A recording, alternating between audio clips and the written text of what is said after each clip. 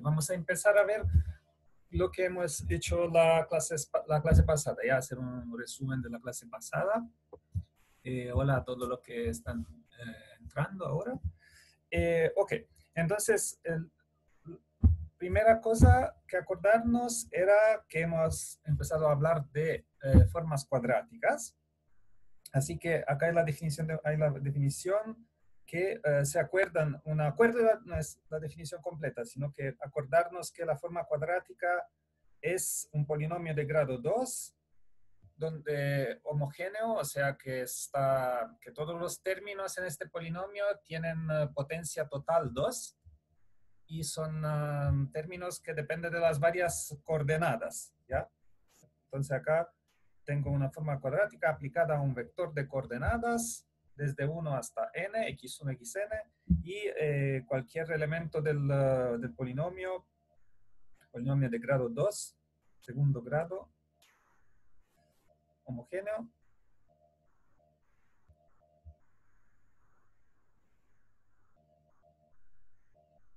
Y se puede escribir así, se puede escribir imaginando tomar una matriz A, aplicarla al vector de coordenadas y después hacer el producto interno con el mismo vector de coordenadas, ¿ya? Y hemos supuesto que siempre hay que la matriz es autoadjunta y con esta hipótesis, bajo esta condición, existe una única A asociada a una dada forma cuadrática, ¿ya? Y después hemos visto lo que pasa cuando cambio coordenadas. O sea, cuando en vez de considerar x como es, lo considero que esto es aplicar una matriz a otra coordenada y, que sería decir que considero unas coordenadas alternativas y iguales a s a la menos 1 de x. Entonces, y sería cómo se ven las coordenadas x haciendo la transformación S. Y entonces, con esto, uno toma X, donde veía X, ahora sustituyo SY, y me sale que lo que antes se llamaba Q de X, ahora también lo puedo escribir Q tilde de Y, como una otra forma cuadrática. De nuevo se escribe como una matriz aplicada a un vector de coordenadas y con un producto interno contra el mismo vector. La nueva matriz es S estrella a S. O sea, cambia, el cambio de coordenadas está dado por este tipo de transformación, que toma una matriz invertible y la matriz A de antes se transforma en S estrella a S. Y hemos visto el teorema de Sylvester, que decía que siempre se pueden, digamos, había varias maneras de decir la misma cosa, pero una forma del teorema de Sylvester es que cualquier matriz tiene exactamente una forma de ese tipo. O sea, del tipo con un bloque diagonal de unos de dimensión R+. Así, acá el primer bloque, algunos de esos bloques pueden ser 0, ¿ya? Puede no existir porque el número correspondiente de dimensión es 0, pero en el caso, digamos, más con más estructura, hay un bloque de unos con diagonal 1, después un bloque con solo menos unos en la diagonal, y después un bloque que, bueno, en la diagonal tiene 0, pero en realidad, si se fijan, si en la diagonal tiene 0 y tiene 0 en otros lugares, esto es una matriz de ceros. Y estas tres dimensiones de los bloques, R+, R- y 0, esto, digamos, determinan completamente la forma de la matriz, ¿ya? Entonces, para saber, dada una forma cuadrática, cuál es la forma más sencilla en la cual puedo ponerla, bueno, hay exactamente una forma de ese tipo, con un bloque de dimensión R+, con unos en la diagonal, un bloque de dimensión R- con menos unos en la diagonal, y después ceros. Esta es la forma canónica, y los valores de estas dimensiones también, si se acuerdan, había otra, digamos, descripción. R+ era la dimensión máxima de un espacio A positivo, R- era la dimensión máxima de un espacio A negativo. Un espacio A positivo es un espacio que se restringo a este espacio, la matriz A es definida positiva. O sea que esta definición de A positivo significa que AX mayor estricto que 0 para todo X en E excepto 0. En E al cual subtraigo 0. Digamos X para todo X en E, X distinto de 0. ¿Okay? Esto es la condición que la matriz A sea definida positiva restringida a este espacio, o sea, cuando aplico solo a vectores de este espacio.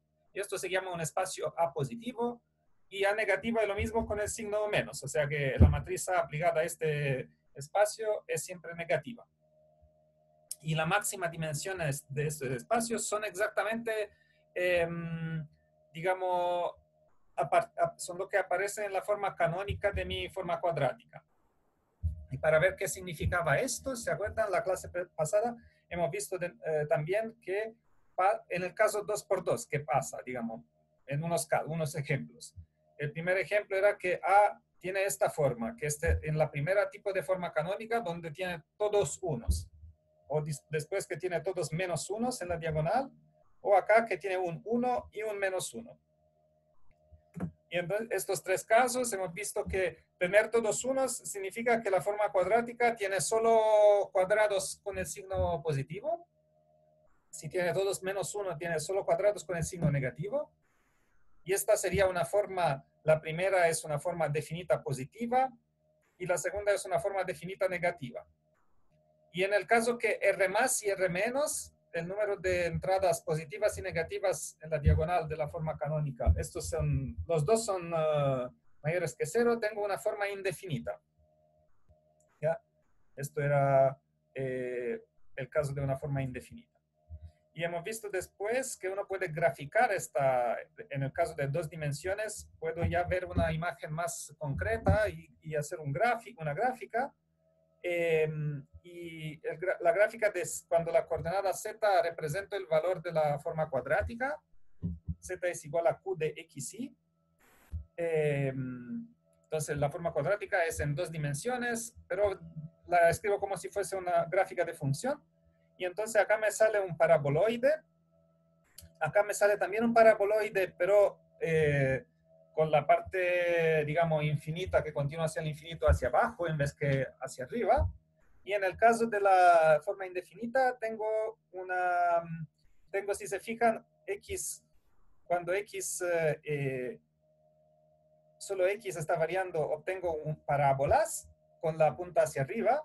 Cuando solo y está cambiando, dado que es negativo, tengo parábolas en la dirección y que apuntan hacia abajo.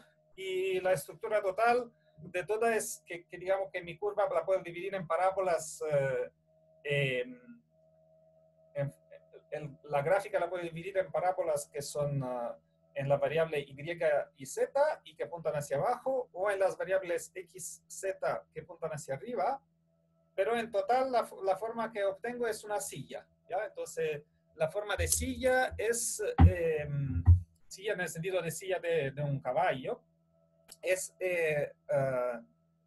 unión de parábolas en realidad, que puede ser hacia arriba o hacia abajo, y estas son las 3 formas, digamos, que después uno puede ir deformando si es que fija otras coordenadas un poco deformadas, pero básicamente cualquier gráfica de forma cuadrática es algo parecido a estas, ¿ya? Estas son las imágenes clásicas. Y después hemos visto que esto nos ayuda para imaginar cómo funciona el polinomio de Taylor de una función, ¿ya? De 2 dimensiones.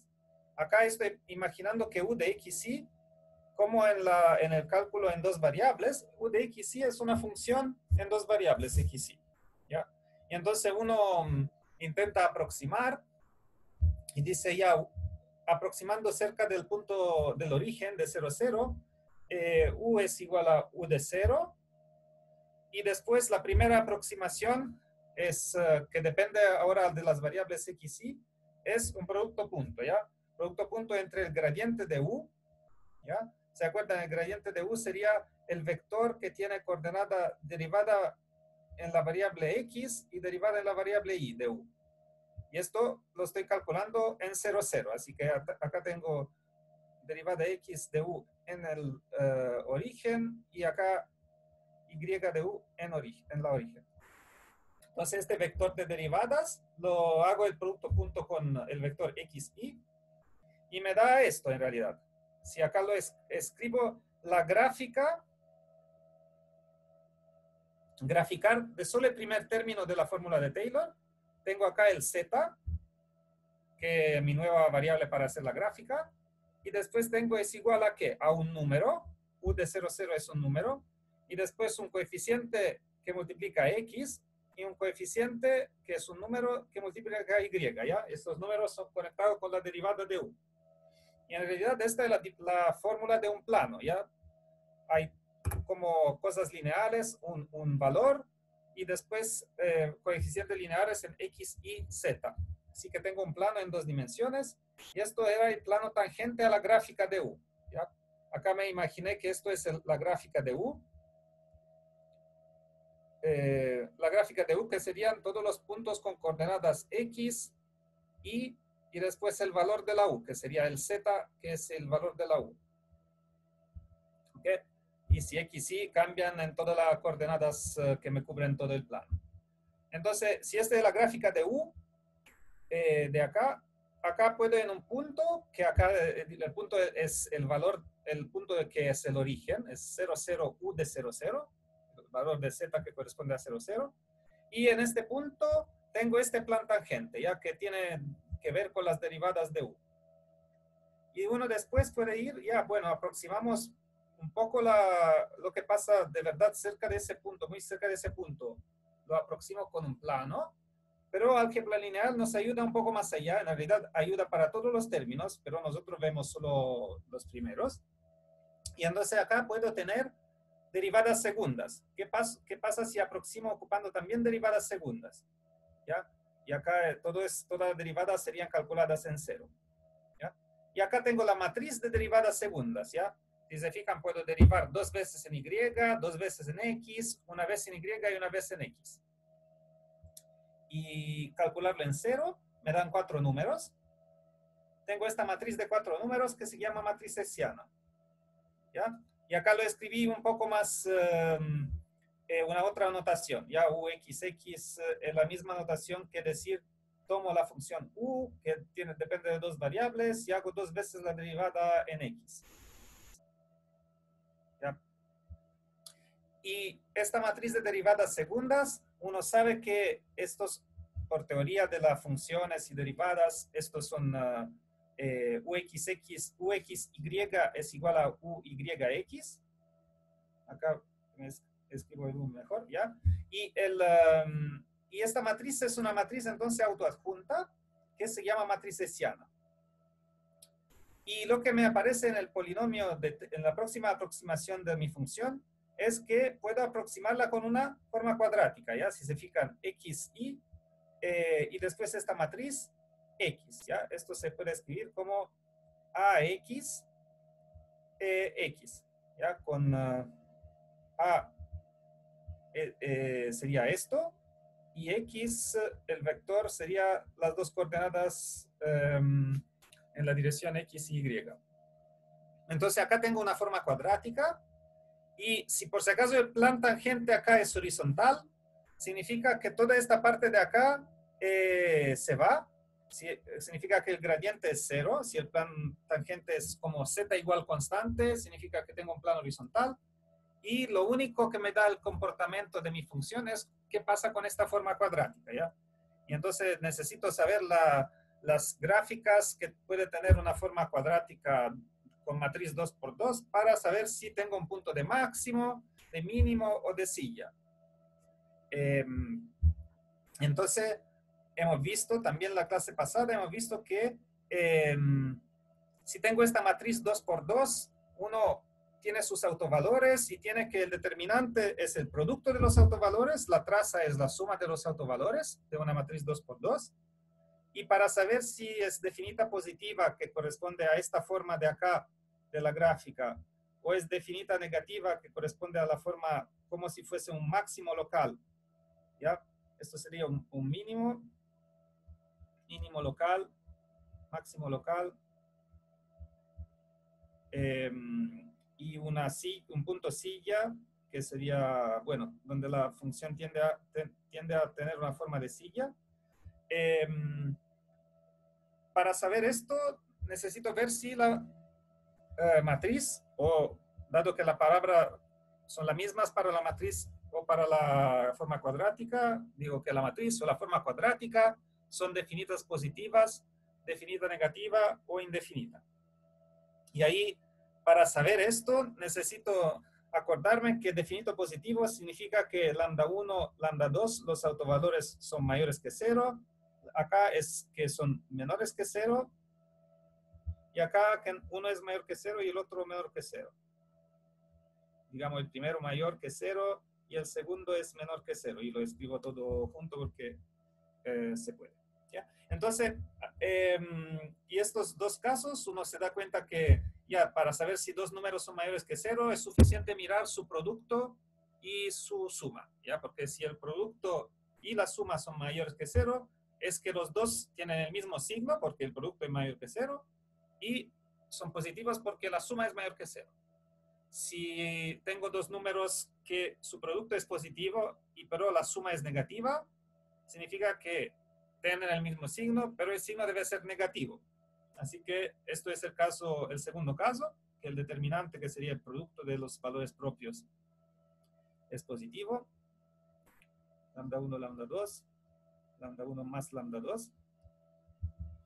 Entonces, en este caso es que las dos, lambda 1 y lambda 2, son negativos y el A es definida negativa, entonces el dibujito es como un paraboloide que apunta hacia abajo. Y si acá tengo el producto negativo, es que lambda 1, uno de los dos es mayor que 0 y el otro es menor que 0. Y la forma cuadrática es indefinida y tiene el dibujito en forma de silla. ¿Okay? Y entonces, esto era la clase precedente. Ya habíamos hecho estas cosas la clase precedente. Y le digo esto porque ahora vamos un poco, es una clase de profundización en esta dirección. Y vamos a ver ese teorema. Es el teorema que continúa un poco la cosa de la clase precedente, ¿ya? Y entonces acá nos dice, suponamos tener una matriz n por n, en vez que 2 por 2. Y esta matriz n por n, después voy a mirar las submatrices siempre más larga que tienen un agujero en común, ¿ya? Entonces la primera es solo el elemento 1, 1. La primera matriz asociada al A. Después la segunda matriz asociada al A es la matriz de los primeros dos elementos, las primeras dos líneas y dos columnas, ¿ya? Entonces tengo A11, A12, A21, A22, ¿ya? Y esto es la matriz A largo 2. Y después así siguiendo, ¿ya? Entonces tengo en total n matrices, cada una con un poco más de líneas y de columnas. Y el teorema me dice que puedo solo calcular el determinante de estas para saber si A es definida positiva, ¿ya? Entonces, una condición un poco que uno es para no necesitar calcular todos los valores y vectores propios para saber, para poderla diagonalizar, ¿ya? Entonces, necesito solo calcular unos determinantes. ¿Ya? Me dice que si los determinantes de todas esas matrices son mayores que 0, es que la matriz inicial era definida positiva. ¿Ya? Profe, disculpe, ¿y si pasara que una, por ejemplo, no tuviera el determinante mayor que 0? ¿No podríamos decir que...? Ahí no se sabe. Se Ah, sabe ya. que en este caso, si una tiene determinante que no es, digamos que en este caso solo sabes que no es definida positiva. Si Ah, ya. uno de estos signos, dado que acá tengo un sí, solo sí, son condiciones que, si por si acaso una es falsificada, el A no es definida positiva. ¿Ya? Ya, profe. Pero no sé si en este caso uno no sabría, más probablemente es indefinida, ¿no? Porque si el determinante de A, sigue siendo el producto de los valores propios, lambda 1, lambda 2, lambda n. Si este determinante de A, digamos que para saber si una forma es definida positiva, debo saber que todos los valores propios son mayores que 0. Y entonces esta es una condición que me dice cuándo son todos mayores que 0. Si, digamos, el criterio para que la matriz sea definida negativa debe ser un poco más difícil, porque a veces pasa que dos números negativos multiplicados uno por el otro me da valor, puede dar valor positivo, ¿no? Entonces, si el determinante de A es positivo, puede todavía ser que hay dos valores propios negativos cuyo producto entonces es positivo y los otros son positivos, ¿ya? Así que lo que sabes si por si acaso alguno de estos determinantes intermediarios es 0, por ejemplo, o negativo, sabes solo que puede ser indefinida o puede ser definida negativa, pero no hay una respuesta directamente solo con esta información. Así que esto es un criterio solo para como estar seguro de que es o no es definida positiva. Y esto es una cosa que vamos a ver después, pero como facto interesante, al mismo tiempo que nos ayuda para demostrar el teorema 1, vamos a ver este otro teorema, que es una descripción de los valores propios de una matriz autoadjunta. Entonces, suponamos de tener una matriz autoadjunta, lo que si se acuerdan en la clase precedente, antes, digamos, como parte de la cosa que entró en la última interrogación de clase bien precedentes, era que si hay una matriz autoadjunta, entonces hay valores propios, todos reales, y hay una base ortonormal de autovectores, ¿ya? Entonces, nosotros nos interesan los autovectores, pero, digamos, suponamos que sus valores propios son estos y que lo ponemos en orden decreciente, ¿ya? Sean estos los autovalores, sabemos que son reales, así que puedo mirar sus desigualdades y los pongo en orden decreciente. No sabe, puede ser que son todos negativos, que estos son positivos y estos son negativos, no se sabe cuáles son los signos, ¿no? Pero sé que los ordené. Son unos números reales decrecientes. Y después, entonces, hay una descripción del número kappa, del cual es para si, acá yo diría si kappa es un número entre 1 y n, puedo ver una otra descripción del valor propio número kappa, ¿ya? El valor propio número kappa es el máximo sobre todos los subespacios de dimensión kappa, ¿ya? Donde acá estoy considerando todos los subespacios de dimensión kappa de donde vive A, supongamos que está en Cn, ¿ya? Todos los subespacios de Cn de dimensión kappa, y para cada subespacio hago el mínimo entre los vectores de norma 1. Entonces tomo los vectores de norma 1 en el subespacio y hago el mínimo valor de producto interno de AX con X. ¿Ya? Y esto me da el valor propio número kappa. También, otra manera de obtener el valor propio número kappa es mirar primero el mínimo entre todos los subespacios de Cn de dimensión n menos kappa más 1. ¿Ya? Subespacio de Cn, ponémoslo así, subespacio de dimensión n menos kappa más 1, y para cada subespacio miro cuál es el máximo de AXX entre los vectores de norma 1 y después hago el mínimo de esto entre todos los subespacios. ¿Ok? Esto es la definición.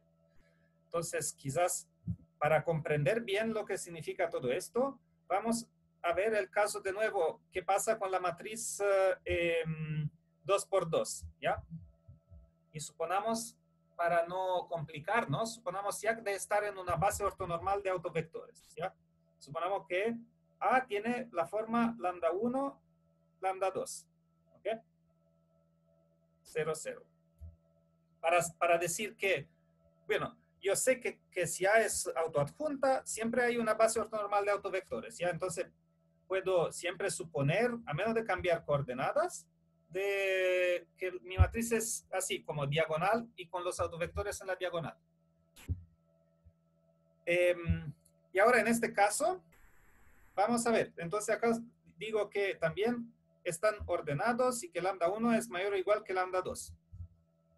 Entonces, ¿qué pasa cuando intento describir lambda 1, ¿ya?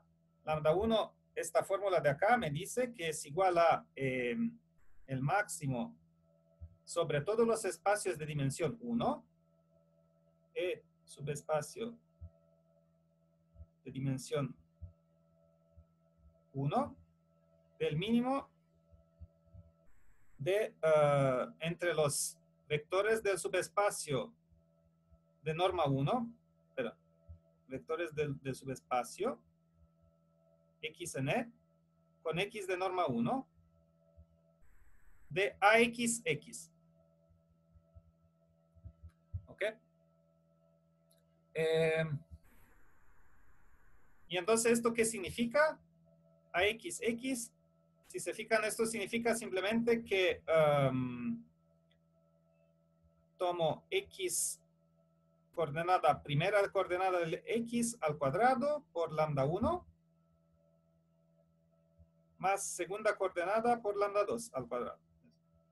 x1 al cuadrado, lambda 1 más lambda 2, x2 al cuadrado. ¿Ok? Y acá la condición que x es igual a 1 es que x1 al cuadrado más x2 al cuadrado es igual a 1. ¿Ok?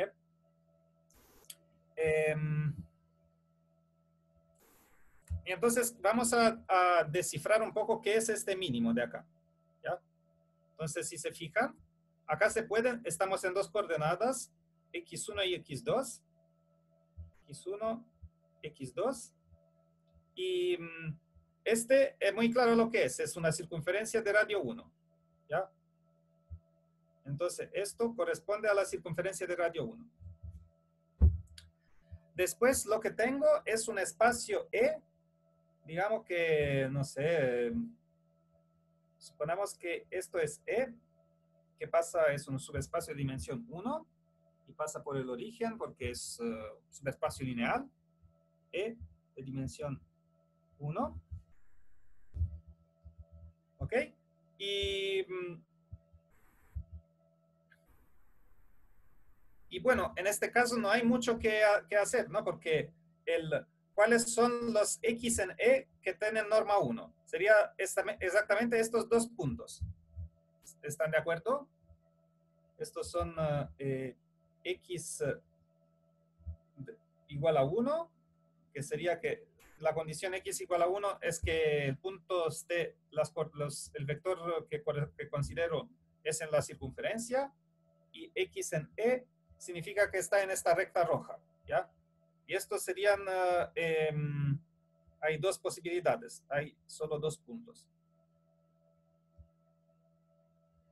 ¿Ya? Entonces, en este caso hay solo dos puntos posibles, y entre estos dos, en realidad este valor de acá, ¿cuál es el máximo, el mínimo, perdón, mínimo de lambda 1 x1 cuadro más lambda 2 x2 cuadro?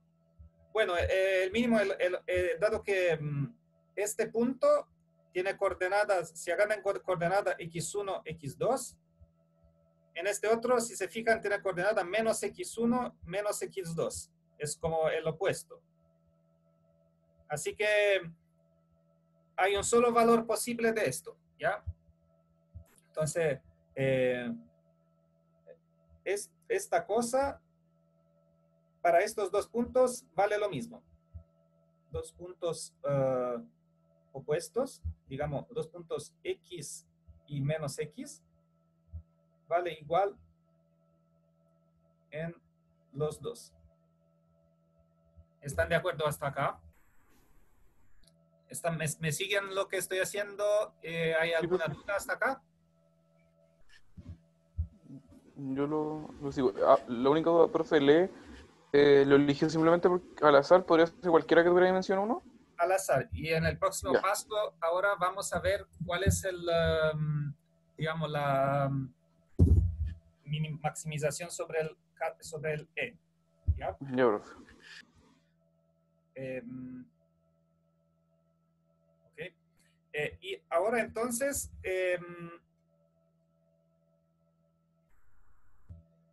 vale, igual en las dos. Y ahora, digamos, vamos a ver un poco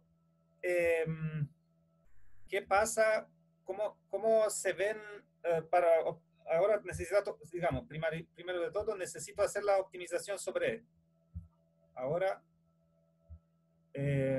hacer el máximo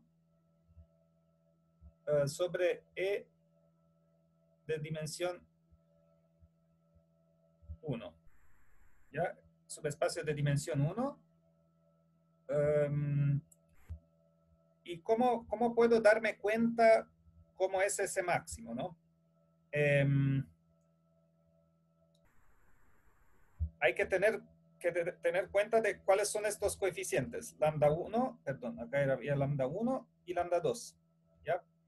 Sería el máximo sobre E de dimensión 1. ¿De qué? Entonces, el E lo puedo encontrar un vector que me engendra E.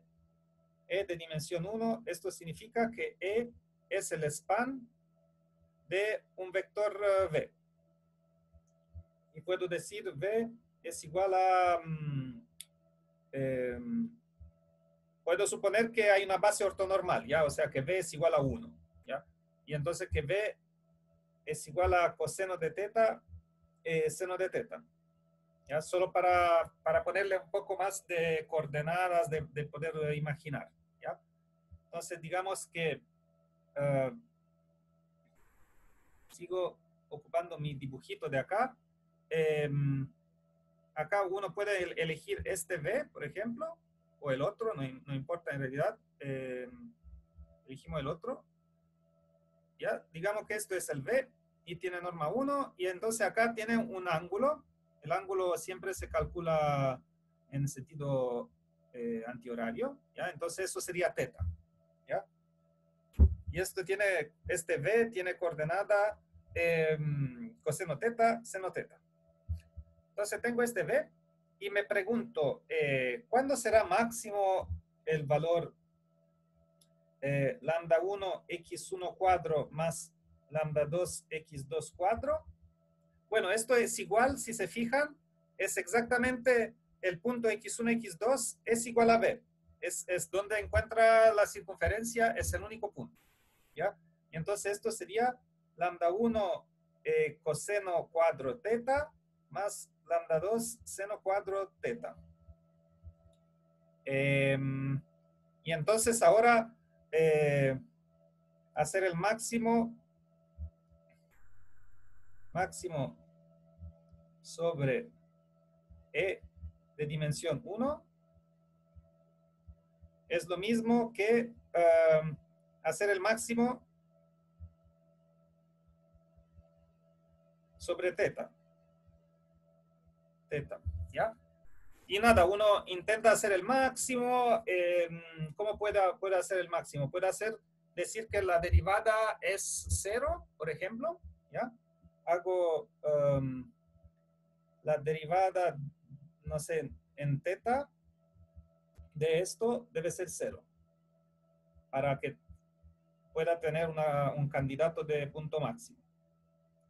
Sin cuadro teta, derivada, ¿ya? Esta es una función, si se fijan, porque esta es una función de teta, f teta, ¿Ya? Y, ok, lambda 1, lambda 2 están fijados porque mi matriz es fija. La única cosa que varía es teta. Entonces hago esta derivada y digo que es igual a 0. Y acá me sale la derivada del coseno es menos seno. Entonces acá tengo menos 2 seno teta lambda 1 coseno teta. ¿Ya? Porque ¿cómo se hace? Hago la derivada de coseno 4. Sería la derivada del coseno multiplicada por la derivada de una cosa al cuadrado, ¿ya? Entonces, menos 2 seno coseno. Y el otro me da que la derivada del seno es el coseno, ¿ya? Entonces, acá tengo más 2 coseno teta. Y después el cuadrado se transforma en potencia 1 y tengo lambda 2 seno teta. ¿Ok? Esto debe ser igual a 0. Y entonces lo que obtengo es que acá tengo lambda 1, menos lambda 1 más lambda 2, que multiplica 2, y después seno teta, coseno teta, es igual a 0.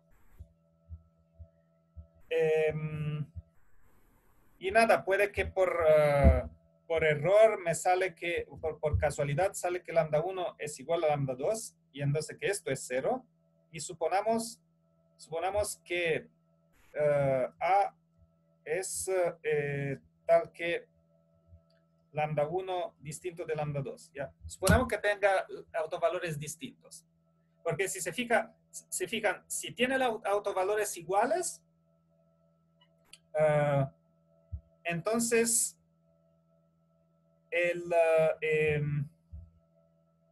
si no, tendría que lambda 1 por el coseno cuadro más lambda 2 por el seno cuadro es igual, dado que lambda 1 es igual a lambda 2, esto es igual a lambda 1 por coseno cuadro más seno cuadro, que es igual a 1. Es igual a lambda 1, independiente de teta. ¿Ya? Y entonces, si esto es independiente de teta, no importa, el máximo es cualquiera de las elecciones de teta, me da siempre el mismo valor, así que no puedo individuar el máximo. ¿Ya? Entonces, suponamos que lambda 1 es distinto de lambda 2 para poder individuar el máximo. ¿Ya? Y en este caso, tengo que debe ser que el seno teta es igual a 0 o coseno teta es igual a 0. ¿Ya? Entonces acá me sale dibujo y me acuerdo que si esto es teta, entonces el seno es esta parte de acá. Esto es seno teta. ¿Ya?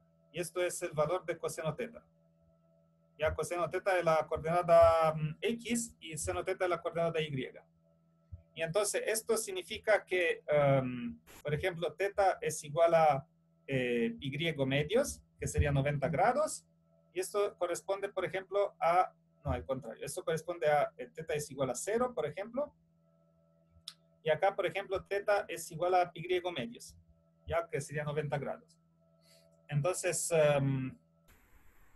si se fijan, esto corresponde a que V, que sería V es autovector de A con autovalor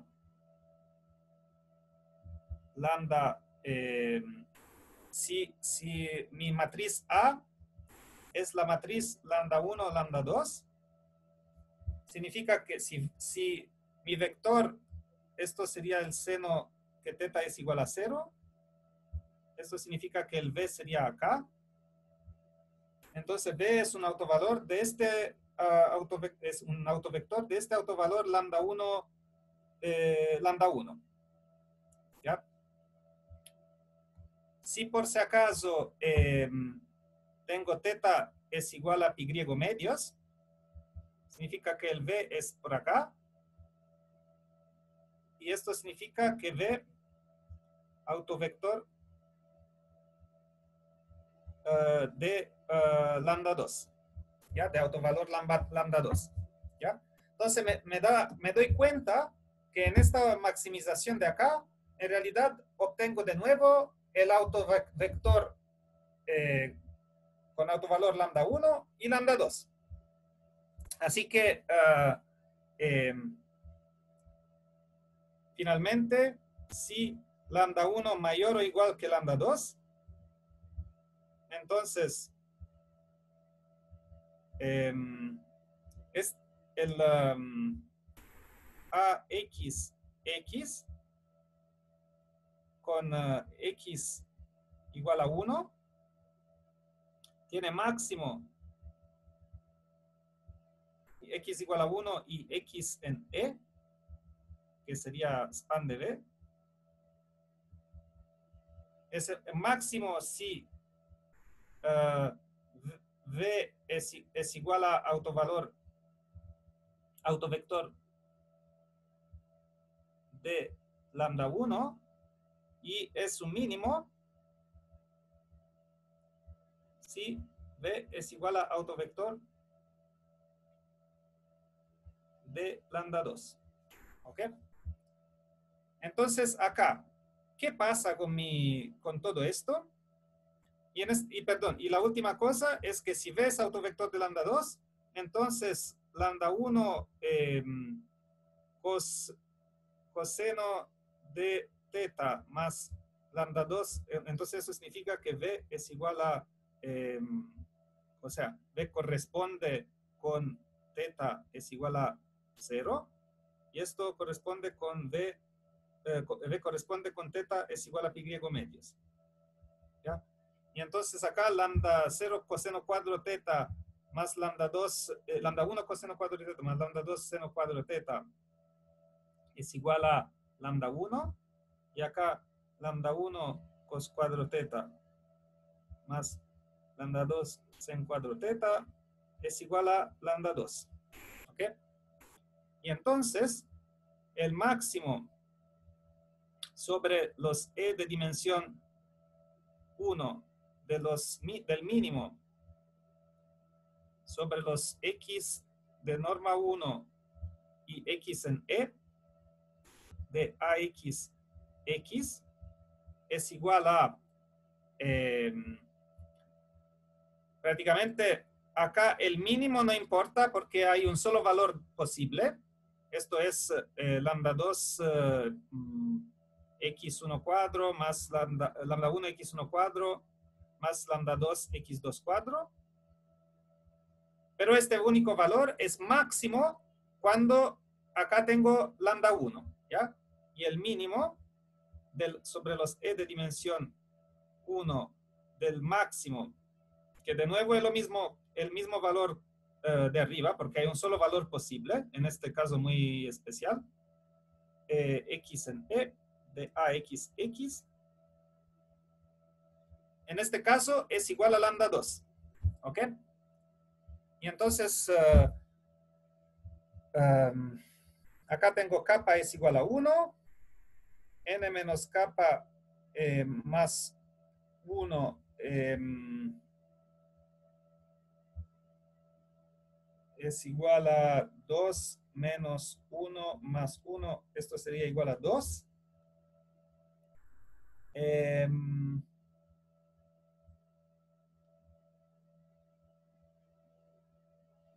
Entonces esto de acá, si se fijan, me verifica el facto que es que lambda kappa es igual al máximo para E de dimensión kappa del mínimo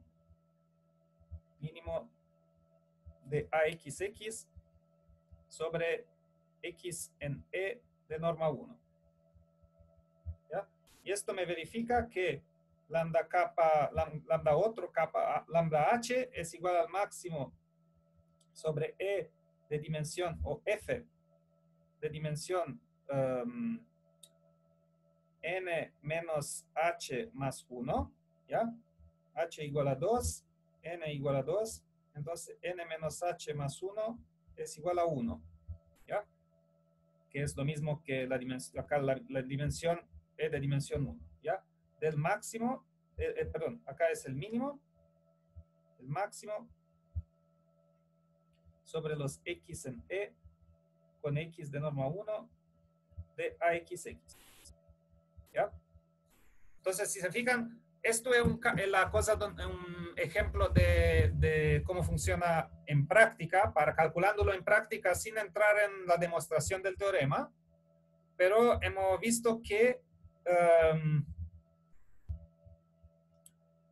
lambda kappa, uno puede tomar el máximo sobre los subespacios de una dada dimensión, del mínimo de todos los elementos de norma 1 en este subespacio, de AXX, o el máximo, pero donde acá la dimensión la tomo n menos kappa más 1, del máximo de AXX, de nuevo sobre el elemento de norma 1 en el subespacio. ¿Okay? Entonces, estos son una otra manera de describir los autovalores, ¿ya? Y esto vale, hemos visto en un caso muy específico, el más fácil que podíamos hacer a mano, pero vamos a ver cómo se hace en general. Digamos que demostrar esto en general no es tan difícil como lo que hemos visto antes, ¿ya? ¿Profe? Sí.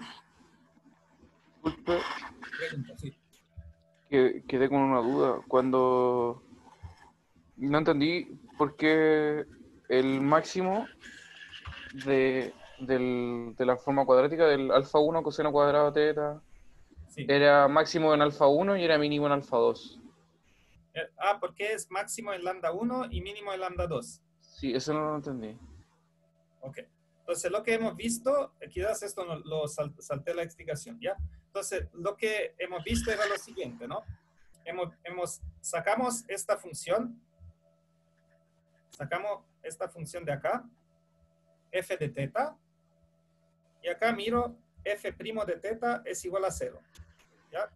Miro sus puntos críticos, ¿ya?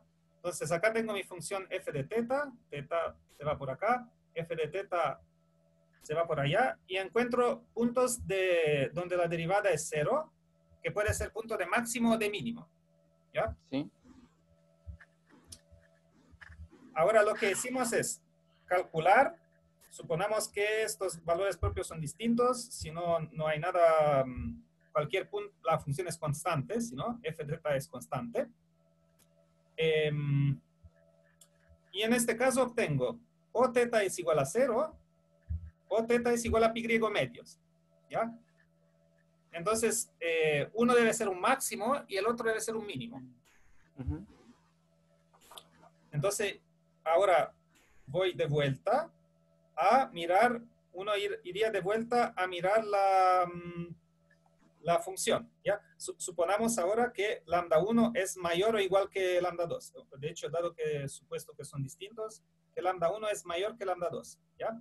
Entonces, ahora miro lambda 1 x1 perdón, lambda 1 coseno de teta al cuadrado más lambda 2 seno de teta al cuadrado, que es mi función siempre de la cual estoy intentando encontrar máximo y mínimo, ¿ya?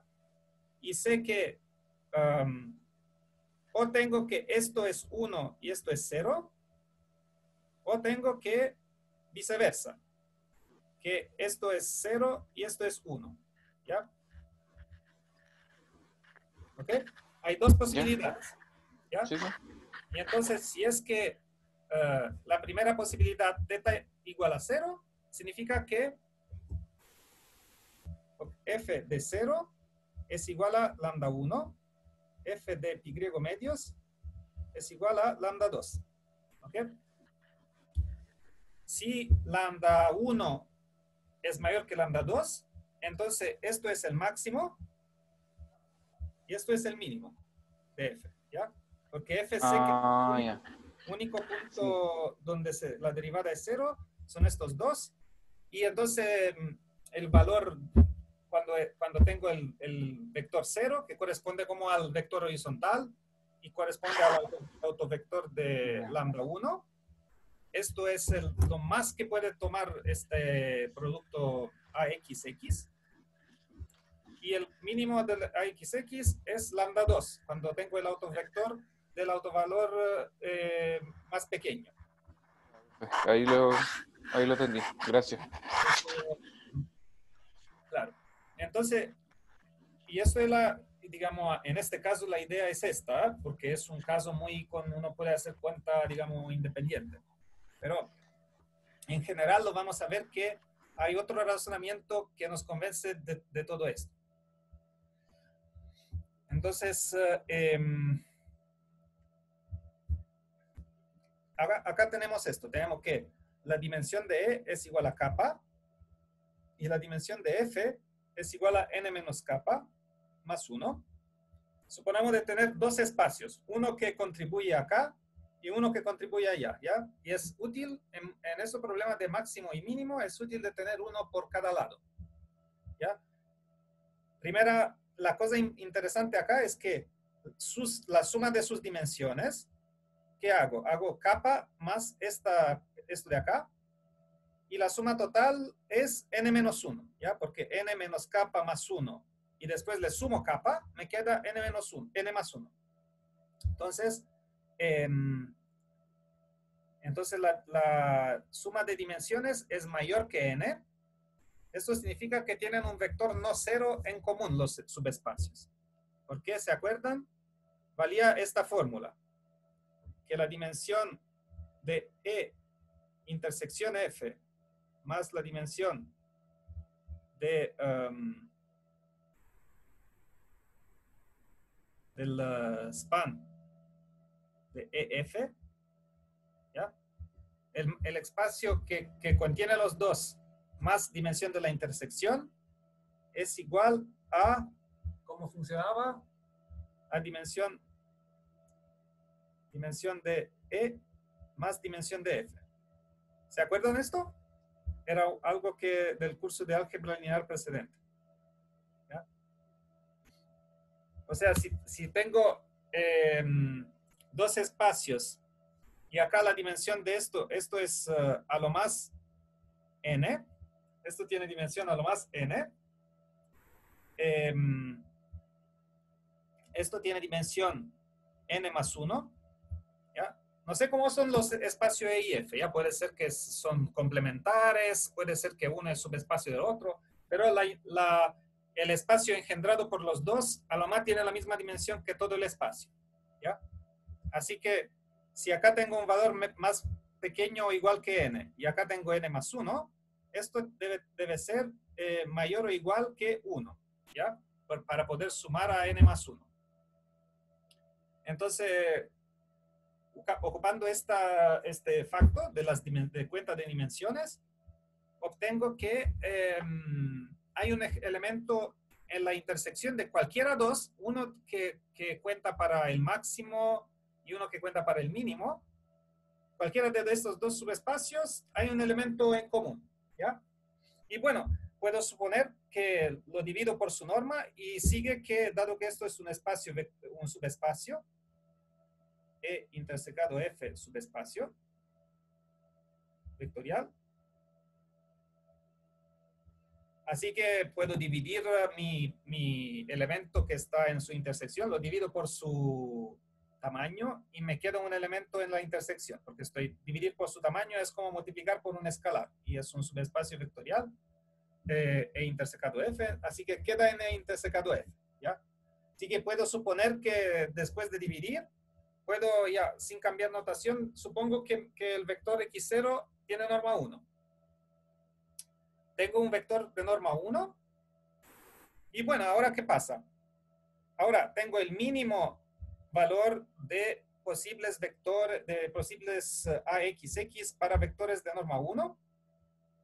Por ejemplo, esto es más pequeño que el caso de x0, AX0, x0. ¿Ya?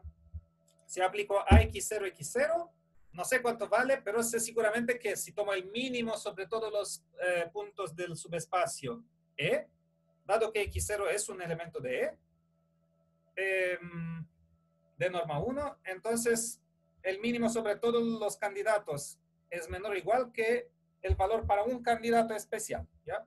Esto es porque x0 tiene norma 1 y x0 está en E. ¿Ya? Y acá también sé que x0 tiene norma 1 y está en F. ¿Ya? Porque está en los dos subespacios. Sí, pero dado que está en F, bueno, si tomo el máximo sobre todos esos elementos con estas dos propiedades de AXX sobre puntos en F, es mayor o igual, ¿ya? Entonces, con esto, solo por tener un punto en la intersección de los dos espacios, obtengo que el mínimo por acá es menor o igual que el máximo por allá, ¿ya? Mínimo de un subespacio es mayor o igual que el máximo del otro subespacio. Y después, entonces, puedo también decir que el máximo del mínimo el máximo sobre E el mínimo de AXX es menor o igual que el mínimo sobre todos los F posibles, dado que E y F eran cualquier elemento, eran cualquier dos subespacios justo que tienen las buenas dimensiones, pero entonces esto es menor que el mínimo del máximo de AXX. ¿Ya? Entonces, acá tengo una primera desigualdad, ya solo por el facto que cualquier elemento E, cualquier subespacio E, cualquier otro subespacio F de las buenas dimensiones tienen un elemento en común, sigue que el máximo del mínimo es menor o igual que el mínimo del máximo. ¿Ok? Y acá estoy diciendo que el máximo del mínimo es igual al mínimo del máximo, ¿ya? Entonces, tengo una desigualdad. Ahora, para la otra desigualdad, ¿qué voy a hacer? Voy a tomar una base ortonormal de autovectores. Ya un poco lo mismo que hemos hecho en dos dimensiones, pero en abstracto y se ve más sencillo. Entonces, tomo una base ortonormal de autovectores de A con autovalores estos, lambda 1, lambda n, ¿se acuerdan? Están en orden decreciente, ¿ya? Lambda 1 mayor o igual que lambda n, ¿ya? Ahora, ¿qué hago? Tomo mi E y mi F definido en términos de estos, ¿ya? E0 es igual a esto, F0 es igual a esto, ¿ya? Acá tomo los vectores propios E1, E kappa, y acá E kappa, En, ¿ya? Si se fijan, estos son N menos kappa más 1, ¿ya? Y acá son kappa. Ok. Ahora, ¿qué hago? Bueno, miro la matriz en esta nueva base, ¿ya? Si ahora, en vez de mirar coordenadas pasadas, ahora miro en las nuevas coordenadas, acá tengo esta matriz S, dado que tengo una base ortonormal de autovectores, entonces la matriz S es unitaria. ¿Ya? Una matriz que corresponde a cambiar base en una base ortonormal es unitaria, ¿ya? Entonces esto es porque S es unitaria. Entonces S a la menos 1 es igual a S estrella. ¿Okay? Entonces S a la menos 1 es igual a S estrella y la matriz en esta nueva base ortonormal de autovectores es igual a la diagonal de los autovalores. ¿Ya? Es una matriz D que es diagonal con los autovalores en la diagonal. Y entonces la forma cuadrática Q tilde, que corresponde a Q en estas nuevas coordenadas, es igual a ¿qué? Es igual a lambda 1 y primera coordenada de y al cuadrado, más lambda 2 y2 cuadrado, más, y así siguiendo hasta la última, lambda n yn cuadrado. Es una forma que es solo cuadrados de las componentes de y multiplicada por los números. Lambda 1, lambda 2, así siguiendo. Ahora vamos a calcular el dy, ¿qué vamos a calcular? Vamos a ver qué pasa si y tiene norma 1, ¿ya? Y es un elemento de E0, ¿ya? Si es un elemento de E0, ¿qué significa? Y es un elemento de E0. E0 tiene solo coordenadas 1 kappa, entonces esto es igual a, tiene solo estas coordenadas, las otras kappa más 1 y siguientes no la tienen, ¿ya? Entonces dy en este caso es como acá, ¿ya? Es igual a D, esto es igual a DYY, pero nuestro Y específico no tiene la última coordenadas. Así que esto es simplemente lambda 1, Y1 cuadro, más, y se termina a lambda capa, ¿no? Sí, porque E1 es capa, entonces tiene solo las primeras capas coordenadas, no 0, y esto se termina a con Y capa 4, ¿ya? Entonces, si se fijan, esto es lo más grande de todos, ¿ya? Entonces, esta suma de lambda 1, Y1, más un número más pequeño por Y2 cuadro, más siempre un número más pequeño por todas las otras coordenadas al cuadrado, esto es mayor o igual que lambda capa por la suma, ¿ya? J igual 1 hasta capa, de YJ cuadro, ¿ok? Y entonces, si se fijan, esto es igual a lambda capa, ¿ya por qué? Perdón, esto es igual a mayor o igual que lambda capa por todo eso, ¿ya? Porque lambda capa es acá me había equivocado un poco en la explicación, ¿ya? Lambda capa es el más chico de todos, ¿ya? Entonces, cualquier número, cualquier de los otros coeficientes más allá, son más largos que lambda capa, ¿ya? Entonces, si todos los coeficientes los sustituye por lambda capa, me baja el valor. Así que acá tengo lambda capa por la suma de todos los y cuadro. Esto es más pequeño que sumar de verdad los valores lambda 1, porque lambda 1 es mayor o igual que lambda capa, lambda 2 y así siguiente, ¿ya? Entonces, lambda 1, Y1 cuadro, más lambda 2, Y2 cuadro, más así siguiendo hasta lambda capa. Lo escribo de nuevo para que sea bien claro. Lambda capa, Y capa cuadro. Esto es mayor o igual que lambda capa, porque lambda capa es menor que lambda 1.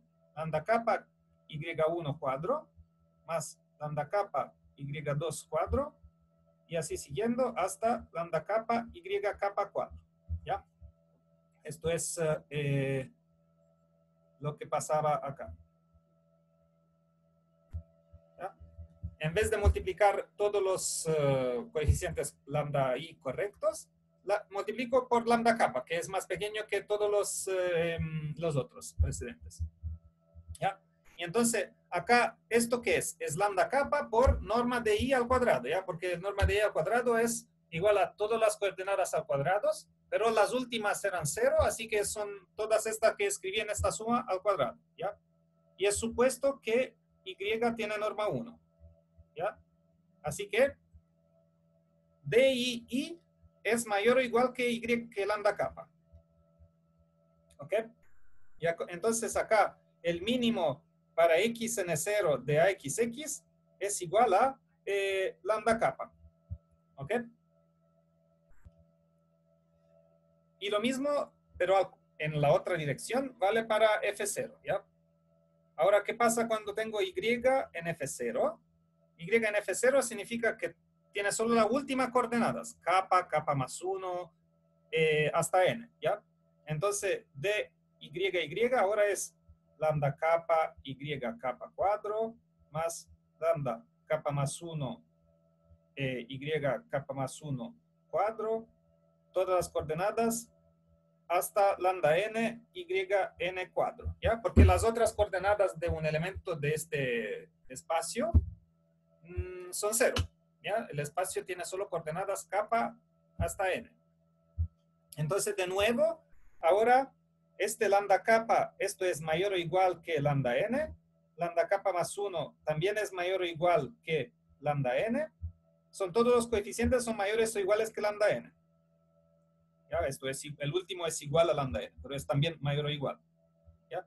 Y entonces acá puedo multiplicar estos y capa cuadro, sumar esto, y capa más 1 cuadro, los sumo, pero multiplicados por lambda n, porque es un elemento, el lambda, perdón, el contrario, de nuevo el contrario, lambda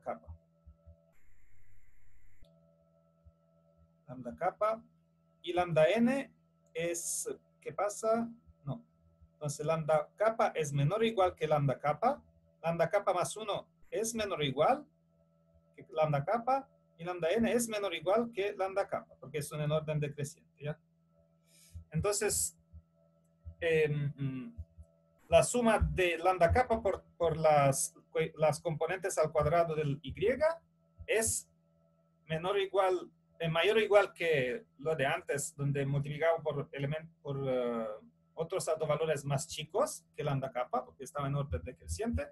Así que de nuevo esto es igual a lambda kappa. Así que encontré una elección de E0 y F0. Y para estos E0 y F0 tengo que el mínimo para el primer caso y el máximo para el segundo caso de los productos internos de AXX, ¿ya? Se fijan, AXX es igual a mínimo de Q tilde de Y, ¿ya? Para Y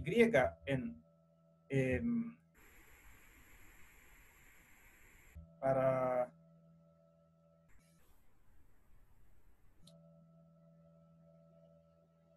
bueno, digamos, cambiando coordenadas, uno se da cuenta que no cambia nada, ¿no? O sea que DYY es igual a AXX, ¿ya? Acá estoy ocupando esto.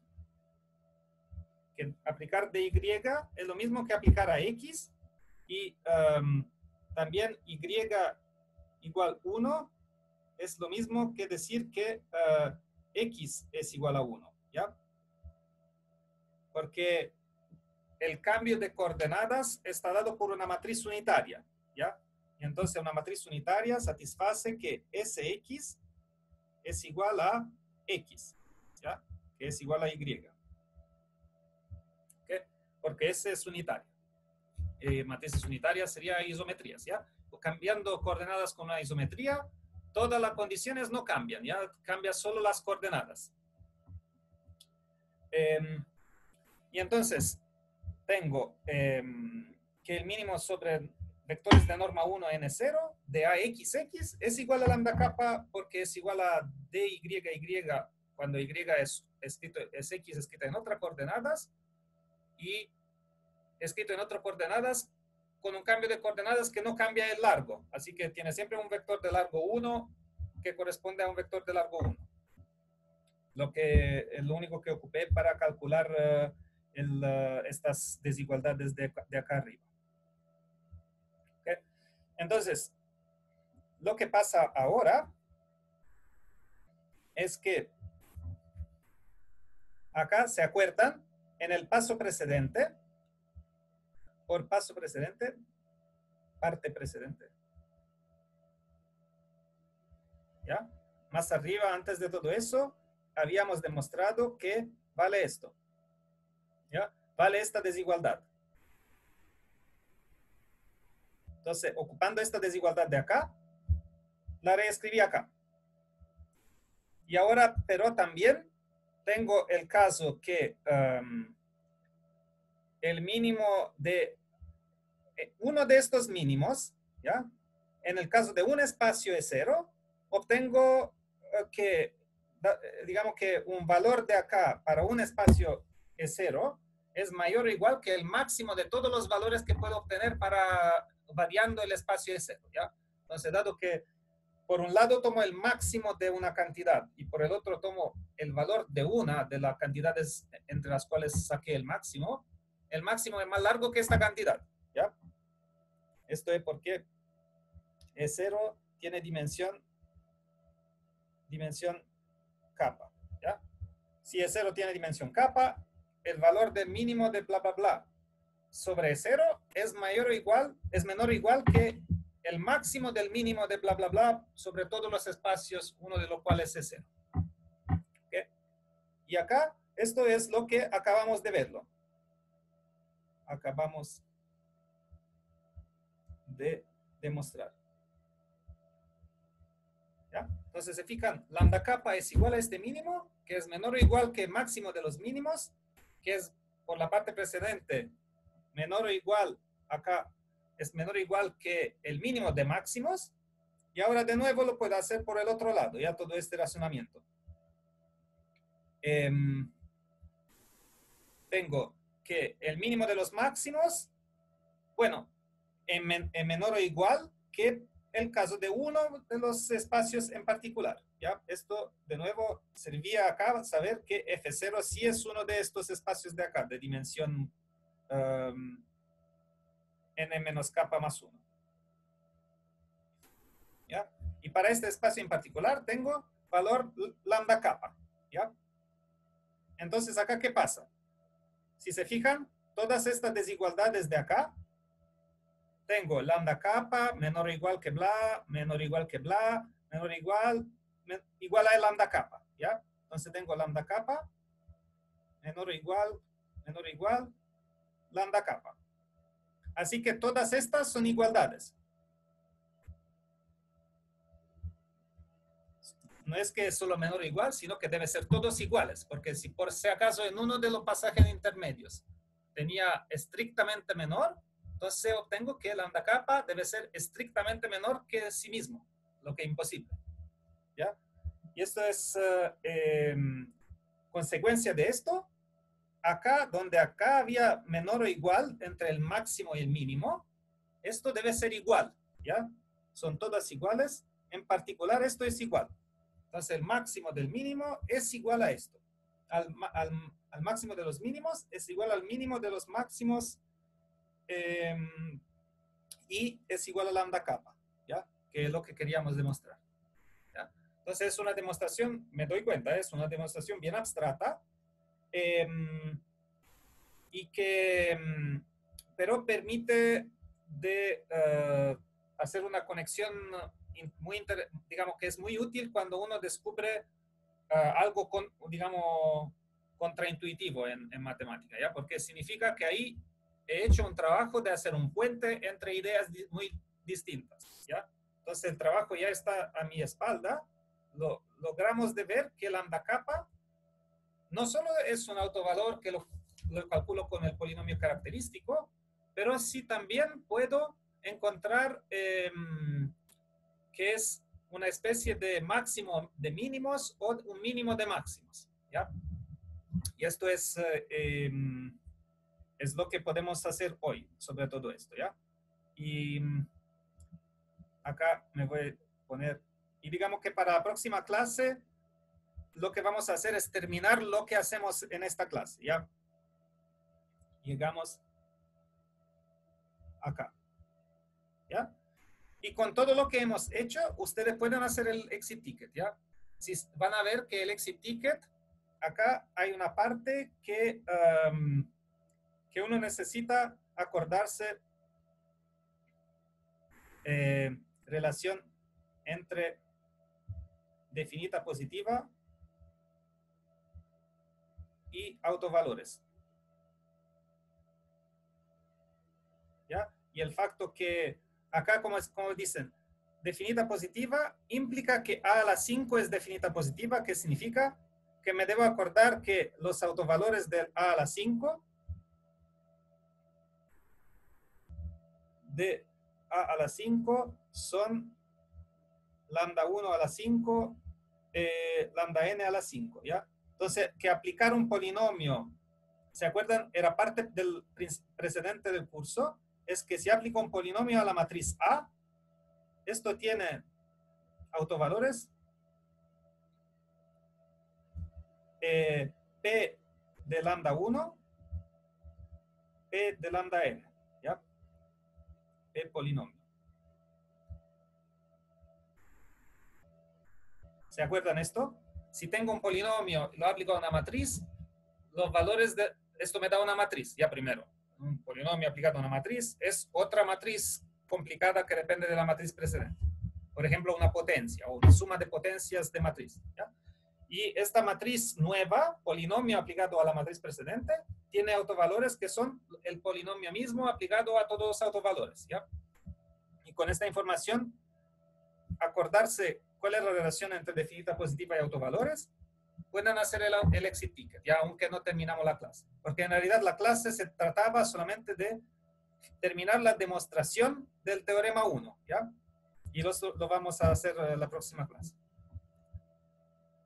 Ya, esto es todo. Lo único que quería decirles es que había hecho todo el plan para cómo vamos a terminar el curso. O sea, y creo que al final de la próxima semana estaremos listos con todo el material que quería hacer para este curso, ¿ya? Así que vamos a hacer algo de la tipo siguiente, que nos vamos a terminar con todo el material en la próxima, al final de la semana siguiente, y después yo quiero quedar lo más seguro posible, que están bien preparados para sacar una super nota en la interrogación y en el examen final, ¿ya? Así que nos vamos después a preparar con varios ejercicios, problemas y hacerlos interactuar lo más posible para como conectar ideas de distinta parte del curso entre sí, ¿ya? Porque hemos visto varios temas y con todos esos temas hay varias conexiones que faltan. Digamos que puede ser que no la tienen bien presente y nos vamos después a entrenar en conectar distintas partes del curso entre sí, ¿ya? Eso sería la parte final. Y hacer como más problemas, ejercicios y acordar las definiciones, etc. Ya, entonces, si hay Ya, profe. preguntas. Gracias.